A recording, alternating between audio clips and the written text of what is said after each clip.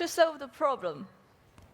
As parents, we could sometimes find ourselves being critical of our children, like my son Rado, not bringing homework to school, or forgetting to play drumming, or jumping into bed without taking showers.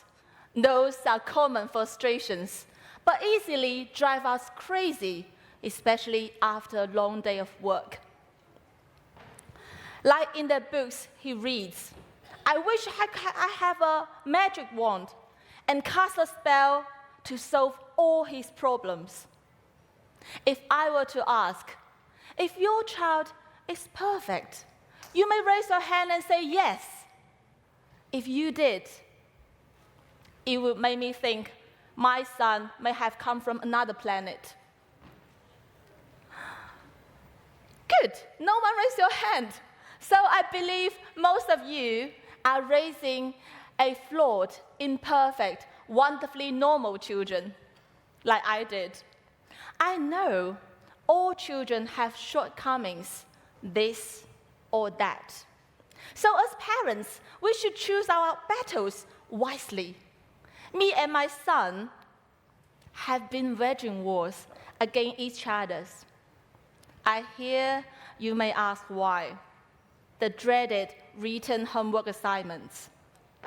When my son was in grade 2, he wasn't into written assignments. I wasn't worried. Having been working in education for years, I knew the problem could be solved, especially with my son. You see, this child reads everywhere. He reads on the street, he reads in the shopping mall, he reads in the gym, and like most men do, he could be found reading in the toilet. So I thought it was just a matter of time for my son to write like J.K. Rowling. But not long after, I found out I needed to take action and solve the problem. Because not only was he not like J.K. Rowling, he didn't even hand in the written assignments. Wow.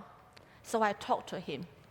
I wanted to pass my entire life experience about writing on to him. So I crafted all his written assignments, like what I did at work, leading by example. I thought I could be his best mentor. No, my leading experiment failed. I received a phone call from his Chinese teacher. Hey, Rado's mom, I don't understand why your son hates writing so much. You know what? He left it the whole entire written session during exams. What the hell is my son? I don't know.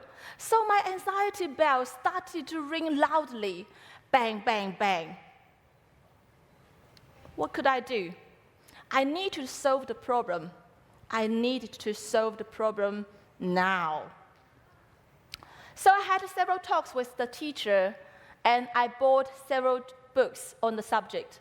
How to tackle the written fears, how to get full marks on written assignments, and 100 days writing challenges, etc. I believe in experts, I believe in training centers, I believe in extra work for my son Rado. As time went by, they all failed, one by one. My son was still reluctant to write. I waved white flag and put my hands in the air. I surrendered. However, you know moms, when they realized they can't change anything, they will keep talking about it and picking at that all the time. I am the same. But things get a bit different when he joined Harrow in grade 4. On the Parents' Day, I get to meet his new Chinese teacher, Miss Chen. And my first question to Papa was, Miss Chen, how's my son's written assignment? And Miss Chen answered calmly and firmly, good, all good.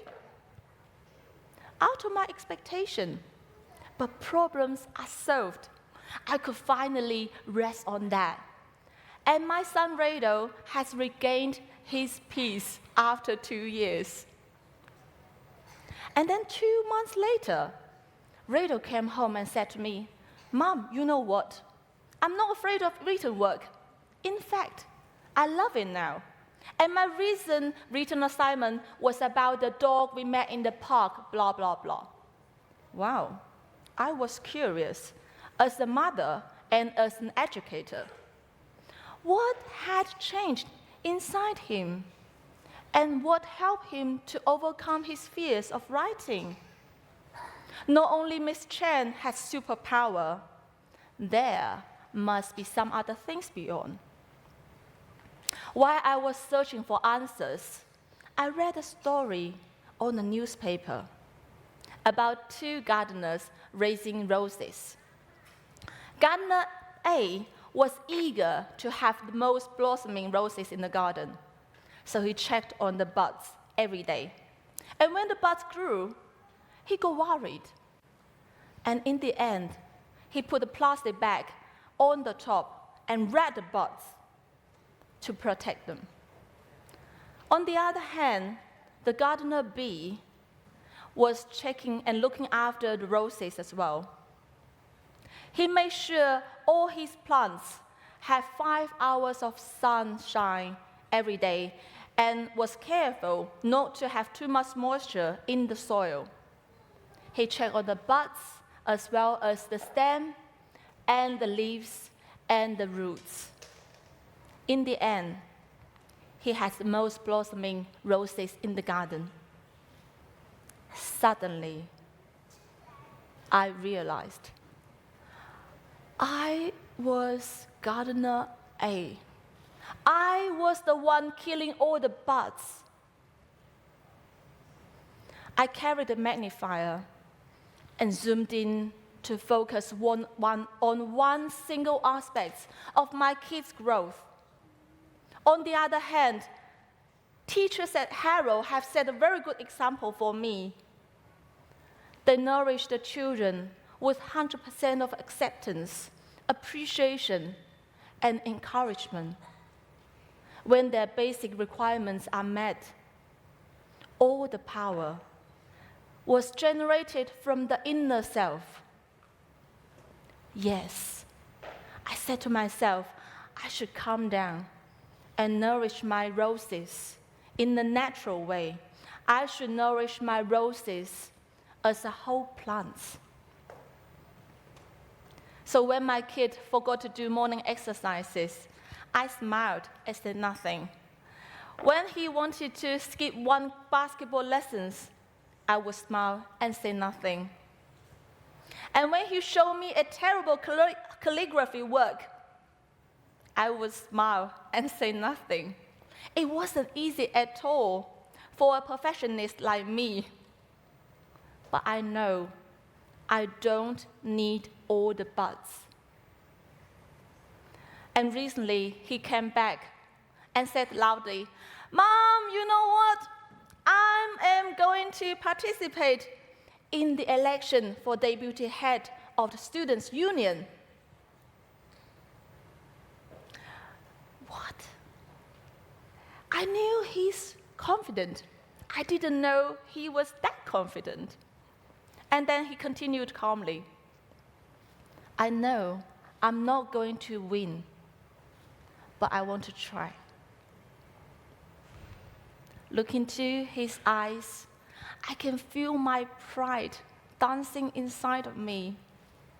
I am so proud of him. Ladies and gentlemen, education is not about solving the problem and raising a perfect individual. Education is to provide what they need and to raise them as who they are. I remember a famous musician, Pablo, said, "We teach our kids to write and teach them 2 + 2 = 4. But well before that, we should tell them they are the unique creature in the world. So here I am. I want to take this chance and say it to my son, Rado. You may not be Shakespeare or Einstein, but you are just perfect as the way you are. You are a miracle existence to all of us, and life is a miracle. Thank you very much.